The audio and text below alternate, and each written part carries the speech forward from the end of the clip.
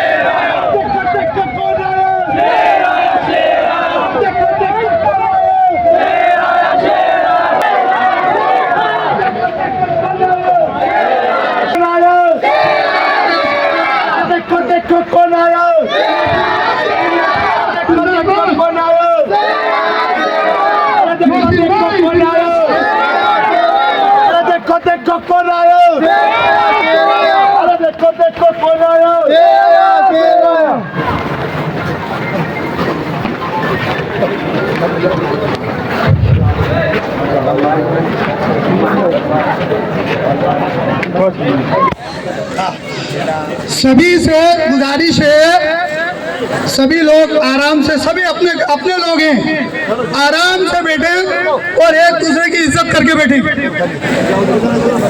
ये थोड़ा सा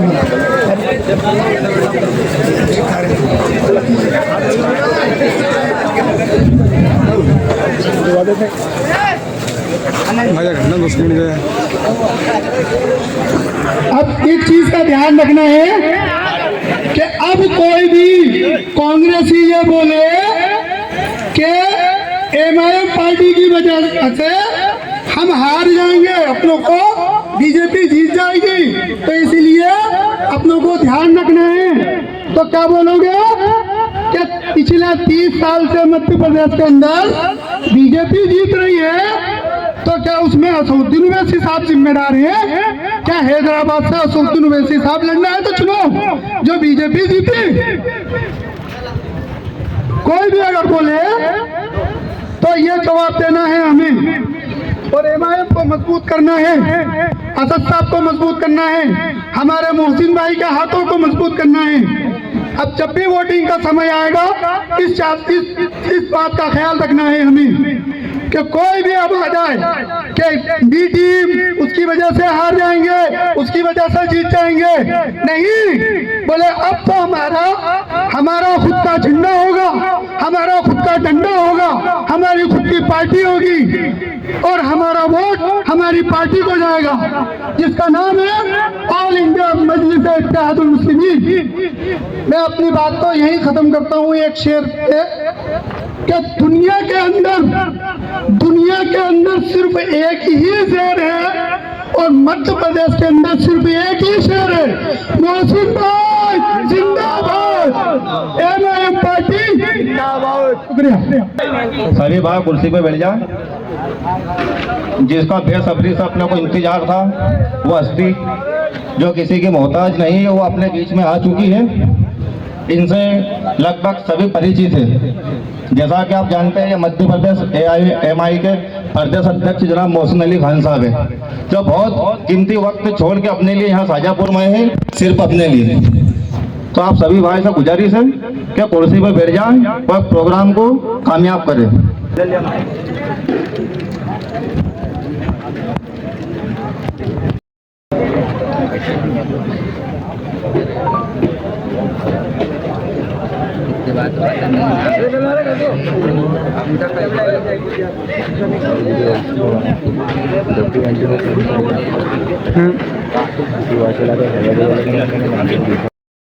सरपरस्त जनाब सफदर अली खान साहब, जनाब मोहसिन अली खान साहब का पुष्पमाला पहनाकर स्वागत सम्मान करेंगे। इसी के साथ हमारा अकरम भाई खजांची भी स्वागत सम्मान करेंगे। इनके बाद शाजापुर सदर, शाजापुर प्रभारी जनाब सैयद अफसर अली साहब मोहसिन अली खान साहब का स्वागत करेंगे।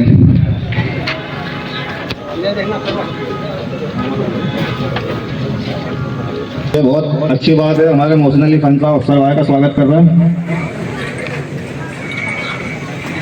जनाब आबिद भाई वो भी यहाँ पे स्टेज पे खड़े हैं, उनका भी स्वागत किया जाए।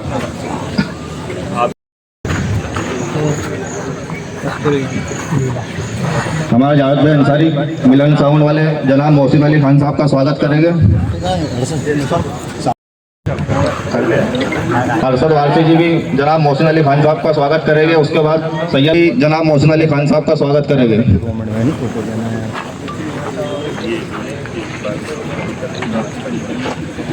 आज़ाद समाज पार्टी से ज्वाइन हुए हैं साहब, उनका भी इस्तेमाल करो। हमारा अरशद भाई वारसी आजाद समाज पार्टी उपाध्यक्ष का मोहसिन अली साहब की ओर से स्वागत किया गया। हमारे वाजिद भाई वो भी मोहसिन अली साहब का स्वागत कर दे, वहाँ जल्दी आ जाए।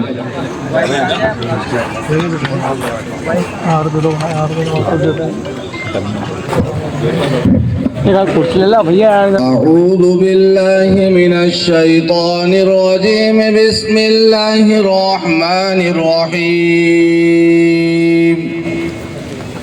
वश्शम्सि वदुहाहा वल्क़मरि इज़ा तलाहा वन्नहारि इज़ा जल्लाहा वल्लैलि इज़ा यग़शाहा वस्समाइ वमा बनाहा वल्अर्ज़ि वमा तहाहा वनफ्सिन करता हूँ।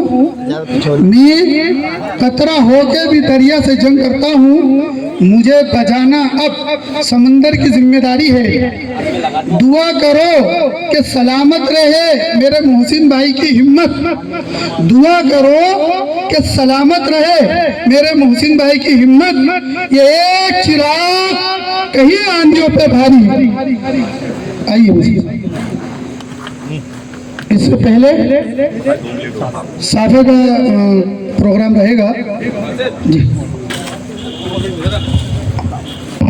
हमारा बाहर से आए हुए मेहमान सजाद भाई, डॉक्टर साहब, आबिद भाई, मोहसिन अली साहब और कारी साहब का साफा बांधकर स्वागत और सम्मान किया जाएगा। साफा बांधने के लिए हमारा सदस्य स्टेज पर जा।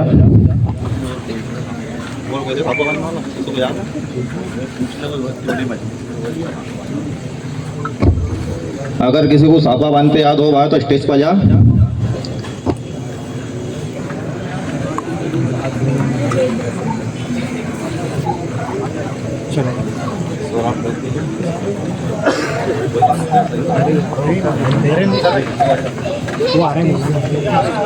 भाईजान वो आ रहा है। ये हमारा सुजालपुर साहब है, ये भी साफा बांधने में एक्सपर्ट है।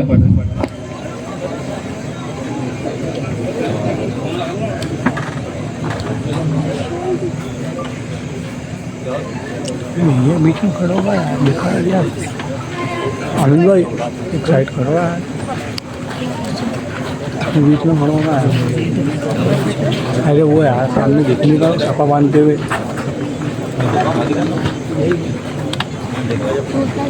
बिट्टू आगे बढ़िया, बिट्टू आगे बढ़िया, थोड़ा जूम कर लो बस। ये है यहाँ तो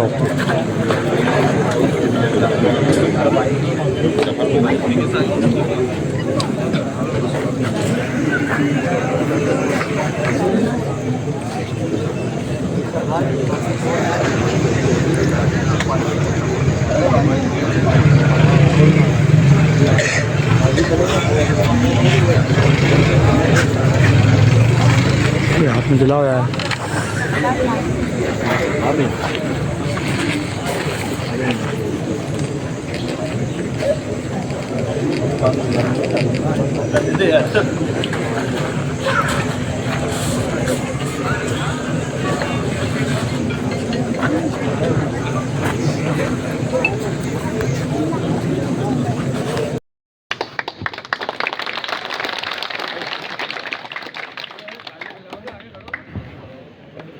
रहीम रब्बी इश्रह ली सदरी वयस्सिर ली अमरी वहलुल उक़दतम मिन लिसानी यफ़क़हू क़ौली।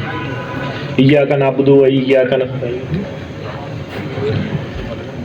डाइस पे तशरीफ़ फरमा इज़्ज़त माब मोहतरम साहिब करम हजरात, और यकीनन इस प्रोग्राम के आज के रूह रवा सैयद अफसर साहब, आली जनाब मोहतरम अमीन साहब, आली जनाब मोहतरम अरशद साहब, आली जनाब मोहतरम राशिद साहब, भैयू पठान साहब, शाहजहाँपुर के ज़िम्मेदार साथी शहजाद कुरैशी साहब, सीहोर के ज़िम्मेदार साथी आबिद साहब, राजगढ़ के हमारे डॉक्टर फारूक साहब, कारी मोहम्मद जाकिर साहब और यकीनन इस जलसे में तशरीफ़ फरमा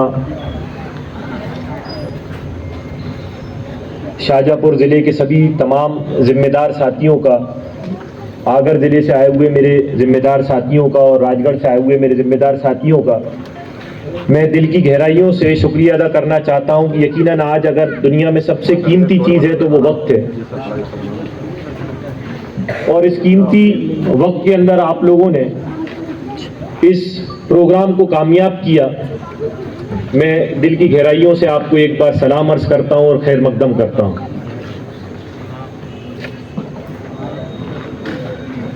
दोस्तों, साथियों, बुजुर्गों, मैं जितनी भी बात करूंगा यकीनन इस बात का गवाह अल्लाह को बनाकर करूंगा।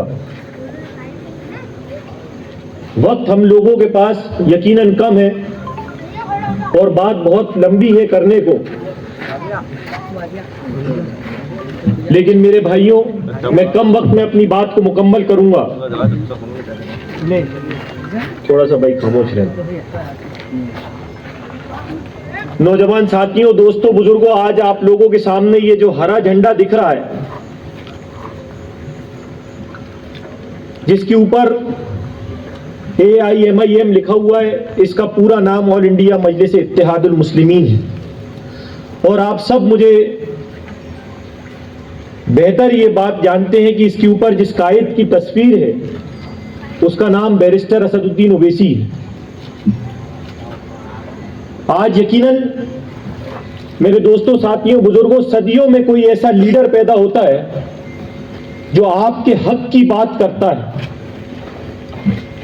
आपके हुकूक की तर्जुमानी करता है, आपके फराइज की बात करता है। आज जब जालिम ताकतें आपके ऊपर जुल्म करती हैं तो एक वाहिद शख्सियत पार्लियामेंट में खड़ा होकर अगर बातिल ताकतों का मुकाबला करता है और अगर हक की बात करता है तो वो खुदा की कसम एक शेर है जिसका नाम बैरिस्टर असदुद्दीन ओवैसी। मेरे नौजवान साथियों, इस झंडे की कीमत को समझो। आज अगर हम इस झंडे के नीचे हैं तो यकीनन हम सब महफूज हैं। मेरे सामने बुजुर्ग हजरात भी बैठे हुए हैं जिन्होंने आप लोगों से 2 गुना जिंदगी के अंदर तजुर्बे हासिल करे, 2 गुना ज्यादा इस मध्य प्रदेश की सियासत को देखा, और यकीनन कुछ बुजुर्गों ने जंग आजादी को भी देखा। मैं मेरे नौजवान साथियों से मुखातिब होना चाहता हूं कि आज 70 सालों से मुसलमानों ने बंधुआ मजदूर बनकर, जरखेज गुलाम बनकर एक पार्टी को वोट दिया। उस हाथ के पीछे चले जिस हाथ ने सदियों सदियों आपके ऊपर जुल्म किया, उस हाथ के पीछे आग बंद कर कर हम चले जिसने आज यकीनन मुसलमानों को ऐसी खाई के अंदर डाल दिया जहां से हमारी चीखें भी बाहर नहीं निकलती। 2006 की सच्चर कमेटी की रिपोर्ट इस बात को बयान करती है, जिसके अंदर मुझे कहने में कोई शक व शोभा नहीं है। मैं बड़ी बेबाकी से यह बात कहता हूं कि मध्य प्रदेश नहीं, पूरे हिंदुस्तान के अंदर जिस कौम ने तारीख के पन्ने गवाह है, इस सरजमीन को अपने खून से रंग कर कर, अपनी गर्दनों को कटाकर, फांसी के फंदों पर लटक कर इस मुल्क को अंग्रेजों से आजाद कराया, आज वही कौम हिंदुस्तान के अंदर आज सबसे ज्यादा पिछड़ी हुई कौम है। 2006 की डॉक्टर सच्चर की रिपोर्ट इस बात को बयान करती है कि आज तालीमी शोबों में अगर कोई सबसे पीछे तो वो यकीनन मुसलमान है। आज 2006 की सच्चर कमेटी की रिपोर्ट इस बात को बयान करती है कि अगर माली हालात से अगर कोई सबसे पीछे तो वो कोई और नहीं, मुसलमान है। अगर आज हमारे सामाजिक हालातों पे हम ध्यान दें, आज हम लोग अपने सियासी हालातों पे ध्यान दें, तो अगर कोई सबसे पीछे कौम है तो वो मेरे सामने बैठी हुई गयूर मुसलमान कौम है। मेरे भाइयों, इसमें कोई शक व शोभा की बात नहीं है। आज हमारा सोशल, पॉलिटिकल और इकोनॉमिकल जस्टिस हमारे तरफ सफाई हस्ती से मिटा दिया गया। मैं सवाल करता हूं कि 50 साल जिसको इख्तियार की कुर्सियों पे आपने बिठाया, 50 साल आपके बाप दादाओं ने, आपके आबाओ अजदाद ने जिसको इक्तिदार की कुर्सियों पे बिठाया, मैं पूछना चाहता हूं वो कौन सी हिमायत आपके लिए कर रहे थे जो आज आपके हालात ये हो गए। 50 साल कांग्रेस पार्टी के साथ आंख बंद कर हम लोग चले। 50 सालों के अंदर हमारे हालात यूं हो गए कि आज हमारे सियासी, सामाजिक, माशी हालात सफाई हस्ती की तरफ चले गए। मैं आपके सामने आईने के मानंद खड़े होकर यह बात कह रहा हूं कि हमको आज इस बात पे गौर करने की जरूरत है। आज मध्य प्रदेश के अंदर हमारे मदारिस, हमारी मसाजिद, हमारी खानकाएं, हमारी कब्रिस्तान आज हमसे महफूज क्यों नहीं है? आपने 50 साल इक्तिदार की कुर्सियों पे बिठाया जिस कांग्रेस को, उसकी हकीकत में आपके सामने बताना चाहता हूं। सेंट्रल गवर्नमेंट ने 2002 के अंदर, जब हमारी भारतीय जनता पार्टी की सरकार इस मुल्क के अंदर थी, उन्होंने मध्य प्रदेश और तमाम मुल्कों से यह प्रस्ताव मांगा कि जितनी फिरका परस्त ताकतें आपके प्रदेश के अंदर है, आप उसका प्रस्ताव भेजिए, हम उसको बैन करेंगे। तो मैं आपको बड़ी जिम्मेदारी से यह बात कह रहा हूं, तत्कालीन मुख्यमंत्री दिग्विजय सिंह मध्य प्रदेश के वजीर आला थे, उन्होंने सिम्मी को तो बैन किया लेकिन बजरंग दल और विश्व हिंदू परिषद को बैन नहीं किया। तो ये कैसी मोहब्बत थी मेरे दोस्तों, साथियों, बुजुर्गों? ये मोहब्बत थी, अदावत थी? मुझे बताइए आप। ये मोहब्बत थी कि जहां बजरंग दल आज आपकी औरतों की इस्मतों को नीलाम करते हैं, जहां आपके अल्लाह और रसूल की बेहुरमती करते हैं, जहां जगह जगह पे आप लोगों के मकान को बुलडोज करवाते हैं, आप लोगों के ऊपर फर्जी मुकदमे लगवाते हैं, आपके नौजवानों को रस्सियों से बांधकर मॉब लिंचिंग की जाती है, खंभों पे बांधकर नौजवान साथियों की आज मॉब लिंचिंग की जाती है, तब उसी 2002 के अंदर जब कांग्रेस के वजीर आला थे तो उन्होंने उसको बैन करना मुनासिब नहीं समझा।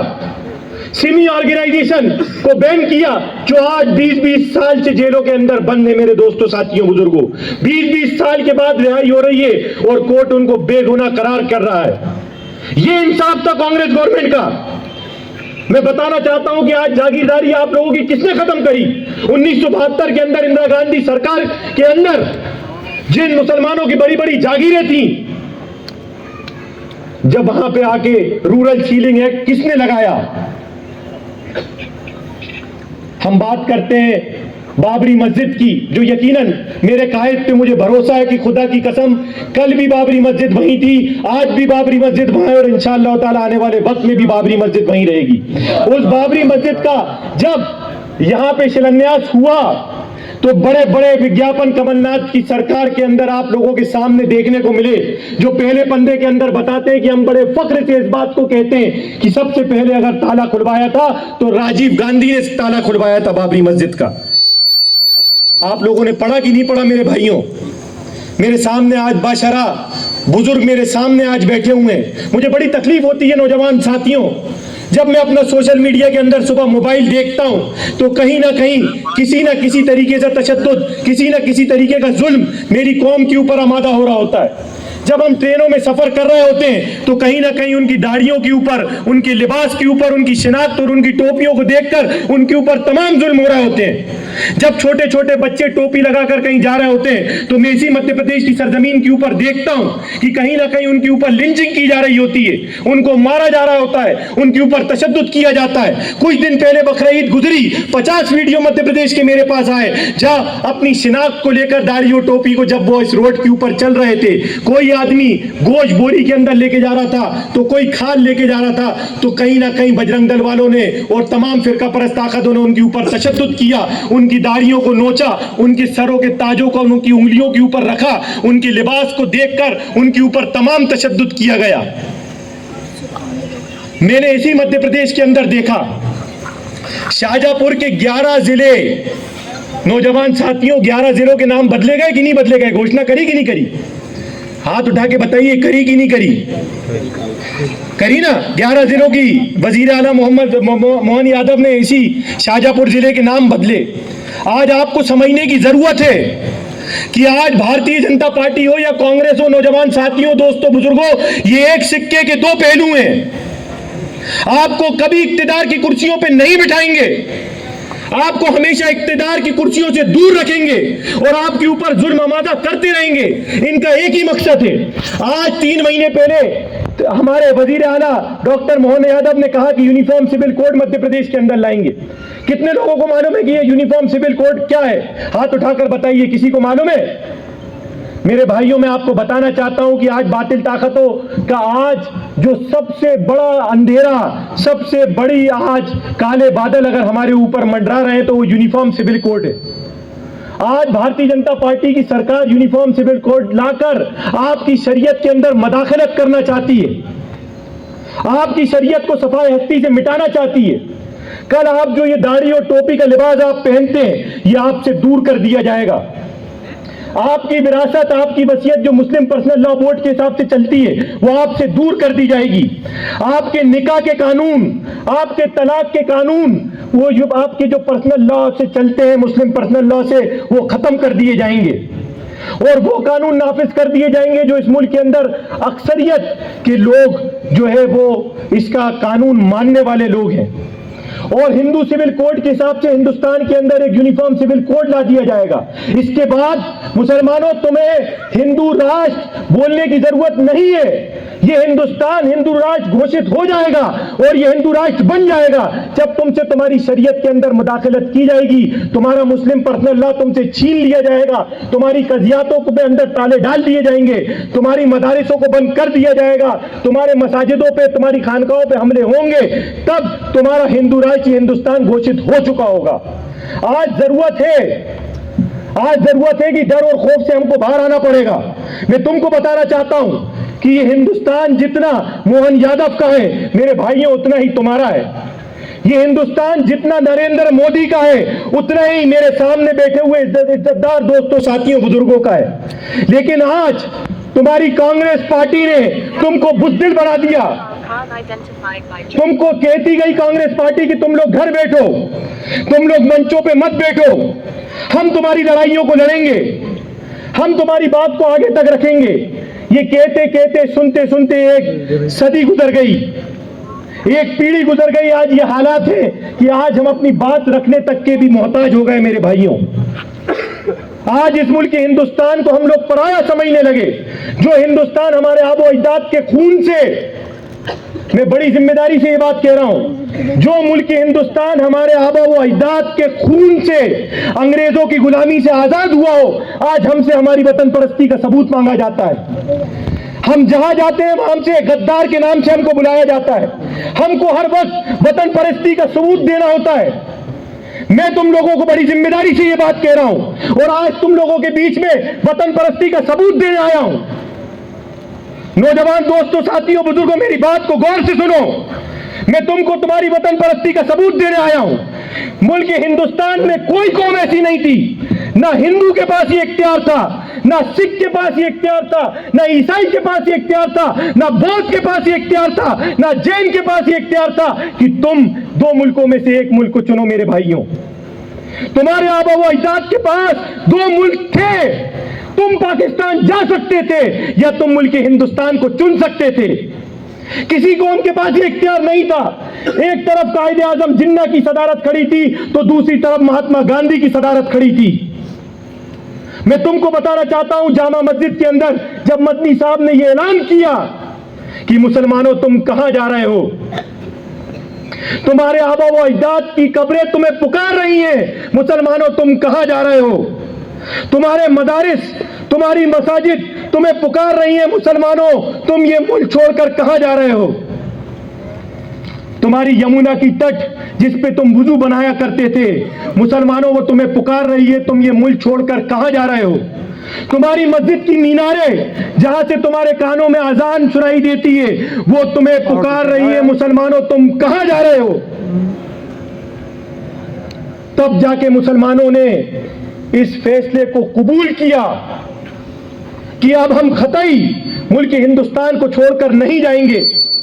फिर एक तरफ जब कायदे आजम जिन्ना की सदारत थी, दूसरी तरफ महात्मा गांधी की सदारत थी, तो वो तुम्हारे ही आबा व अजदाद थे जिन्होंने महात्मा गांधी की सदारत को कबूल किया और किसी की सदारत को ठुकराया तो मोहम्मद अली जिन्ना की सदारत को ठुकराया।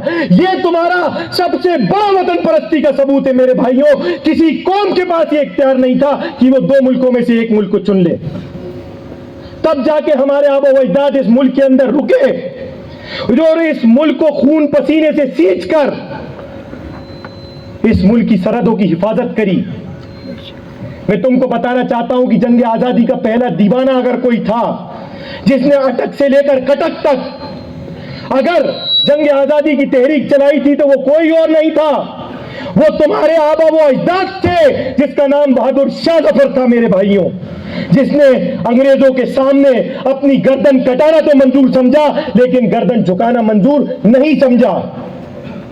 अगर इस मुल्क में जब खून बहाने की जरूरत पड़ी अंग्रेजों के सामने झुकने के खिलाफ अगर कोई आवाज बुलंद हुई, गुलामी के खिलाफ कोई आवाज बुलंद हुई, तो तुम्हें फख्र से कहना चाहिए वो मेरे आबा वो अजदाद, वो तुम्हारे आबा वो अजदाद सिराजुद्दौला थे, जिन्होंने अपनी गर्दन कटाकर इस मुल्क के हिंदुस्तान को खून से सींच दिया लेकिन अंग्रेजों को गुलामी को इख्तियार नहीं किया।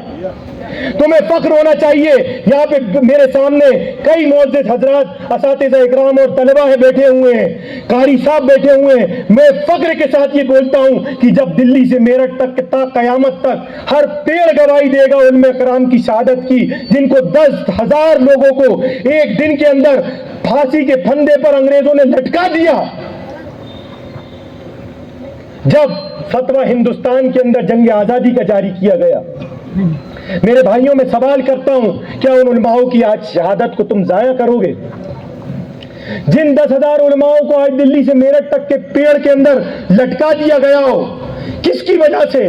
तुम्हारे बेहतर मुस्तकबिल की वजह से, तुम्हारी मां बहनों की इस्मत और आबरू की हिफाजत की वजह से, तुम्हारे बुजुर्गों की दाढ़ी, लिबास, टोपी और शिनाख्त की तहफ़्फ़ुज़ की वजह से, तुम्हारे बेहतर मुस्तकबिल की वजह से, तुम्हारे हिंदुस्तान के फूलने फलने की वजह से, तुम्हारी सरहदों को महफूज करने की वजह से तुम्हारे उलमाओं ने शहादत दी, तुम्हारे बुजुर्गों ने शहादत दी, तुम्हारे बड़ों ने कुर्बानी दी। लेकिन आज कुछ कांग्रेस के आज जो दलाल भारतीय जनता पार्टी के बैठे हुए हैं, उन्होंने तुमको बुज़दिल बना दिया।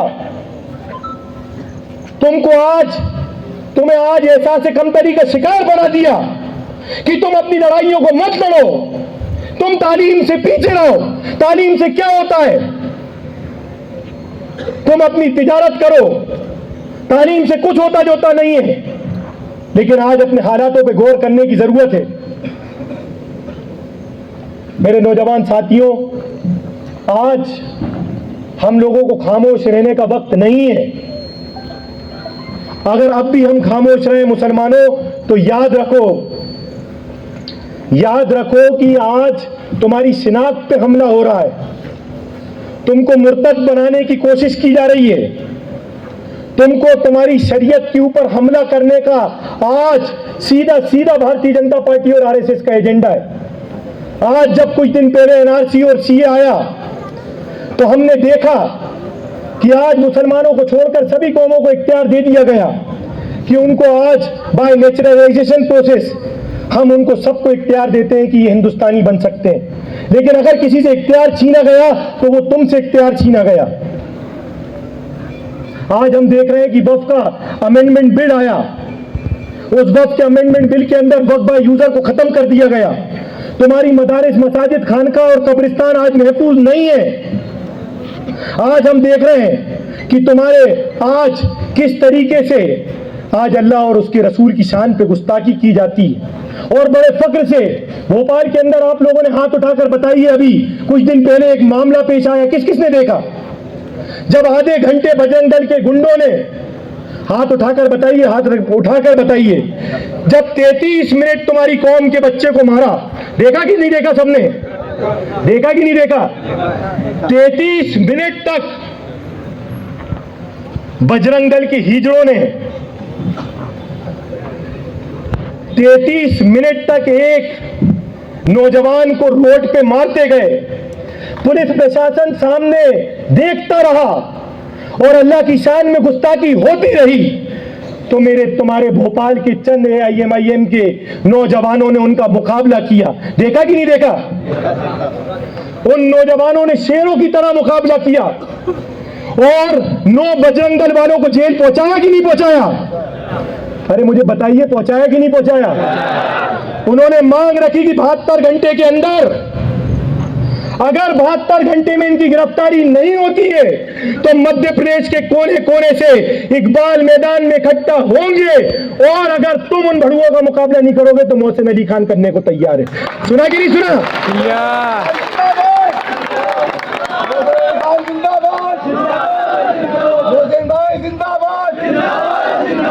मोहसिन भाई तुम संघर्ष करो, मोहसिन भाई तुम संघर्ष करो। मेरे भाइयों, मैं आपको बताना चाहता हूं, ये दुनिया का निजाम है कि जब हम चलते हैं तो हमें ठोकरें लगती हैं, हाथ नीचे करो, हिसाब बनेगी। कांटे उन्हीं के तलवों में चुभते हैं जो दौड़ते हैं। हाँ। जब हमारे AIMIM के साथियों ने उनका मुकाबला किया और ये आज़्म किया कि हम जब तक नहीं बैठेंगे जब तक उन लोगों की गिरफ्तारी नहीं होती, हजारों की तादाद में ताजुल मसाजिद में इकट्ठा हुए, हजारों की तादाद में रोडों पर इकट्ठा हुए, हजारों की तादाद में कमिश्नर कार्यालय के बाहर इकट्ठा हुए, लेकिन समझौता नहीं करा, उनको जेल जाना पड़ा। मजलिस इत्तेहादुल मुस्लिमीन के 100 कार्यकर्ता के ऊपर FIR रजिस्टर्ड हुई। यकीन मानो मुस्कुराते मुस्कुराते जेल गए, लेकिन पीछे 2 कदम नहीं हटाया।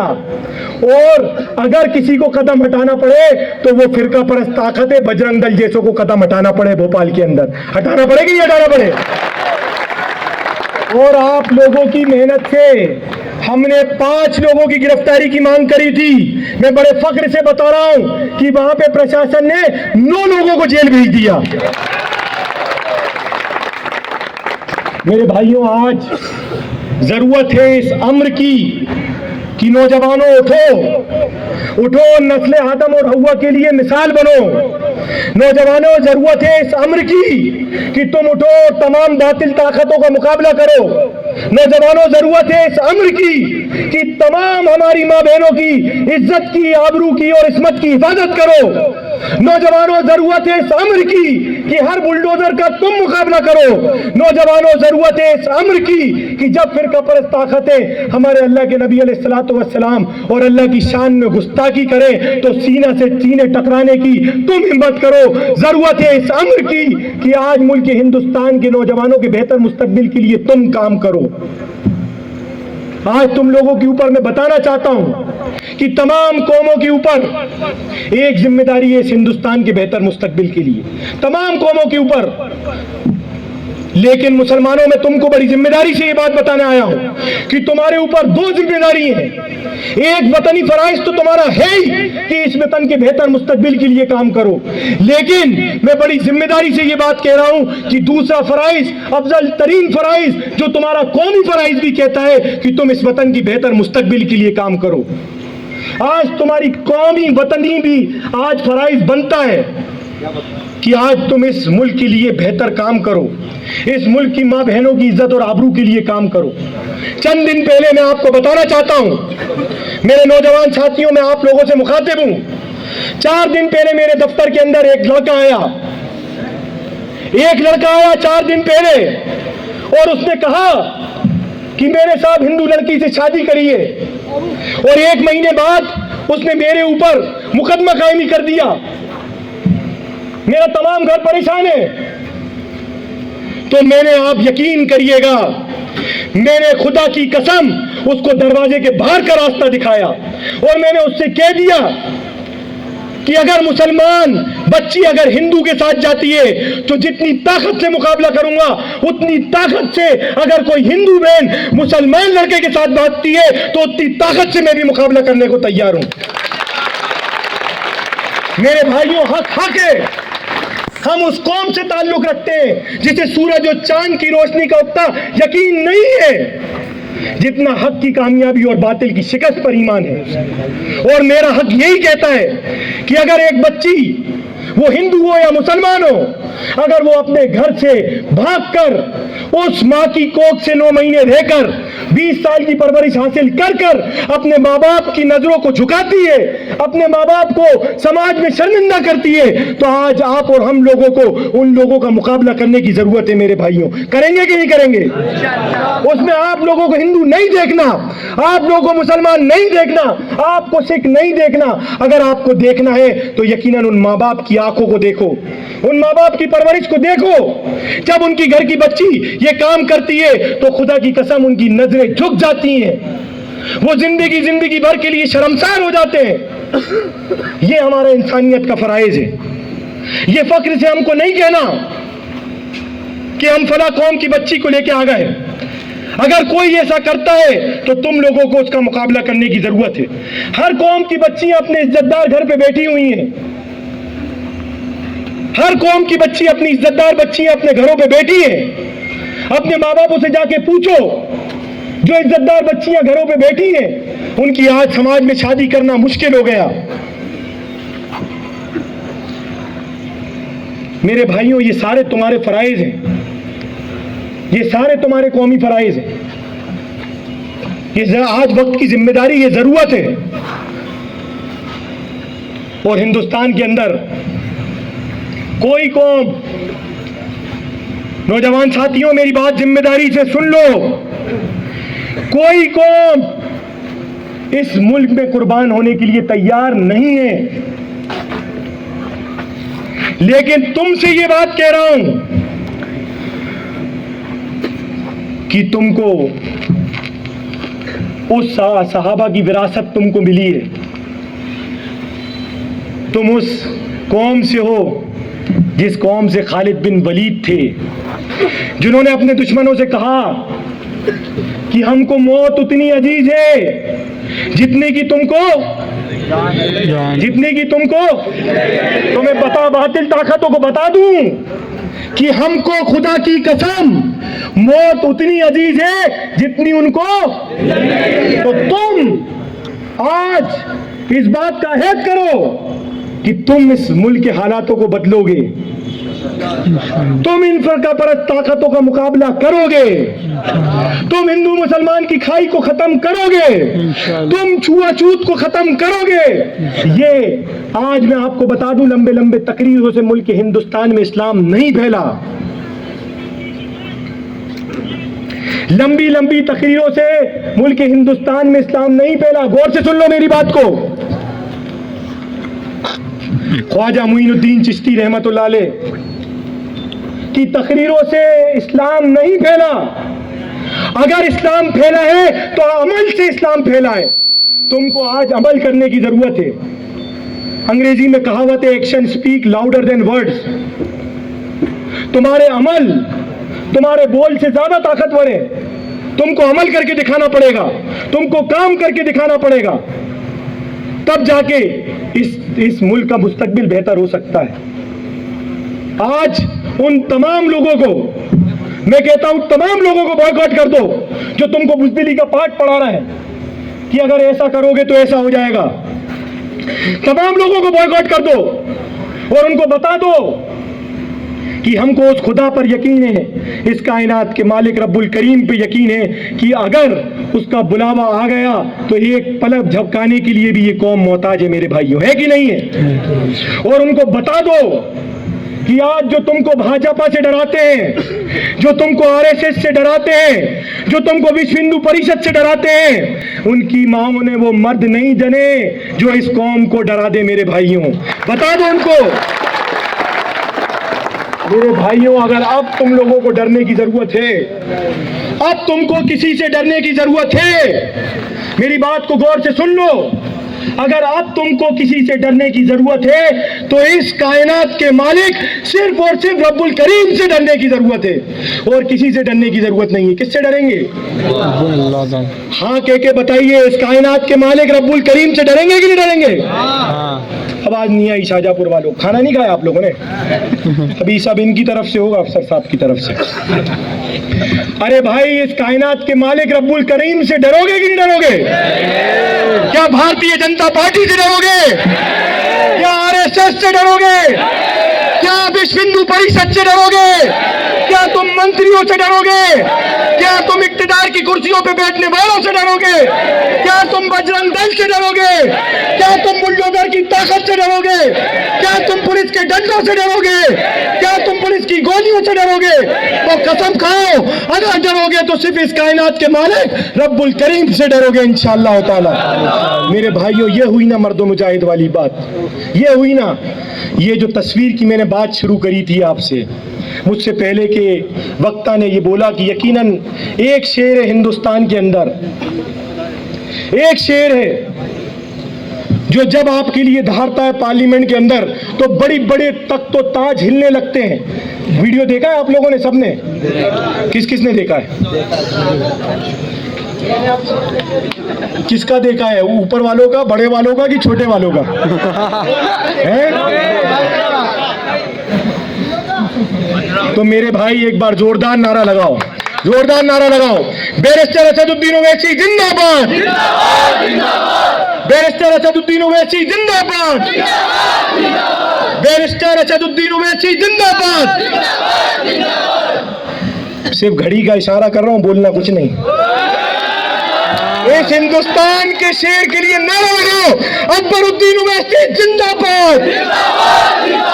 अरे दक्कन के शेर के लिए नारा लगाओ, अकबरुद्दीन ओवैसी जिंदाबाद, अकबरुद्दीन ओवैसी जिंदाबाद।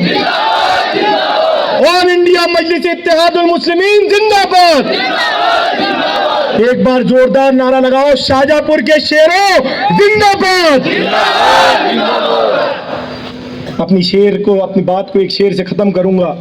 यकीनन आज वो दौर है जब सोशल मीडिया के हम देखते हैं कि आज हमारे ऊपर तमाम तशद्दुद हो रहा है, इसको नकारा नहीं जा सकता।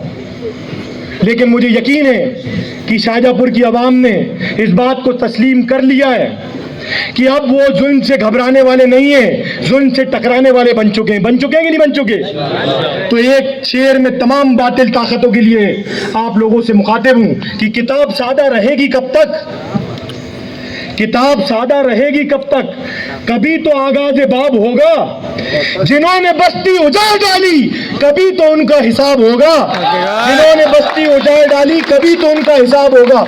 सुकूत सहरा में बसने वालों, अभी रुतों का मिजाज समझो, अभी तो इतनी घुटन बढ़ेगी कि सांस लेना भी अजाब होगा।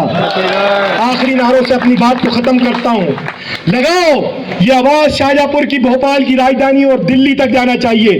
तेरा मेरा रिश्ता क्या? तेरा मेरा रिश्ता क्या? तेरा मेरा रिश्ता क्या? नारा तकबीर, नारा तकबीर, नारा तकबीर। बहुत बहुत शुक्रिया। वाखिर दावाना अल्हम्दुलिल्लाह रब्बिल आलमीन। अभी 10 मिनट बाकी है। बहुत बहुत शुक्रिया।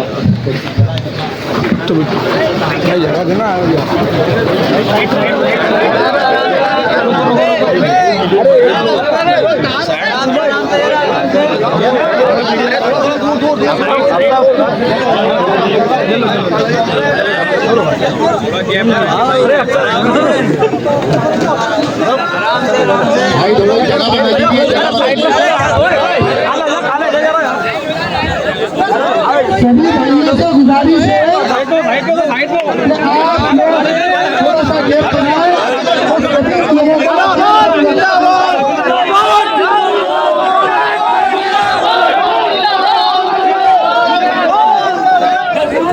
भीड़ हो रही है, बहुत भीड़।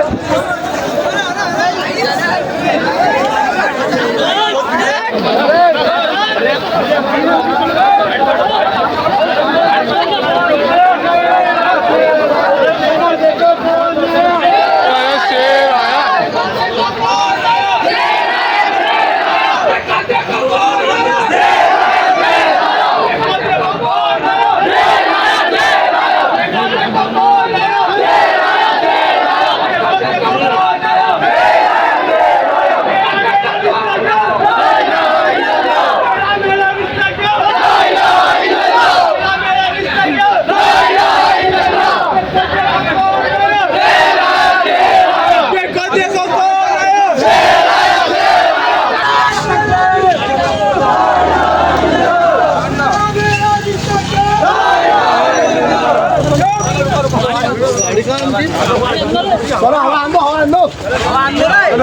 तस्वीर इन लोगों के साथ फोटो खींचा लो आप भाई, इधर आ जाओ, आराम आराम से आ जाओ। अरे भाई नहीं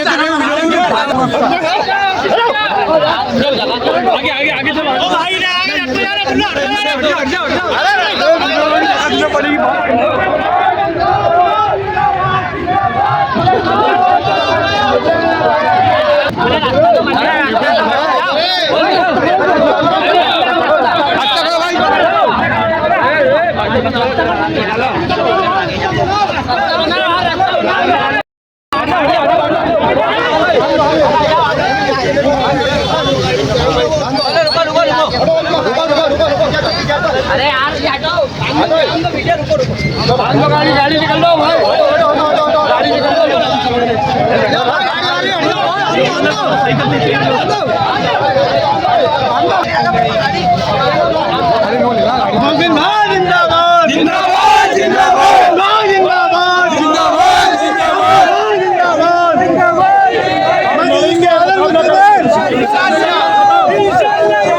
नहीं है किसी से, लड़ेंगे और मुकाबला करेंगे।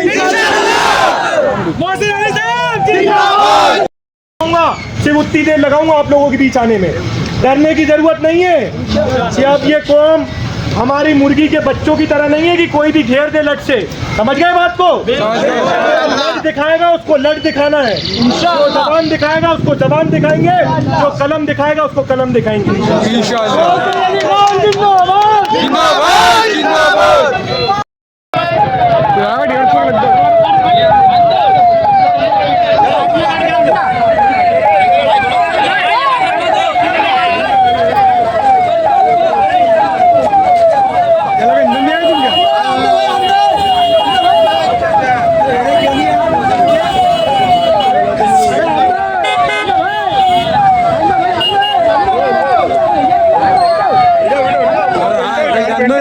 निकल जान दूंगा तो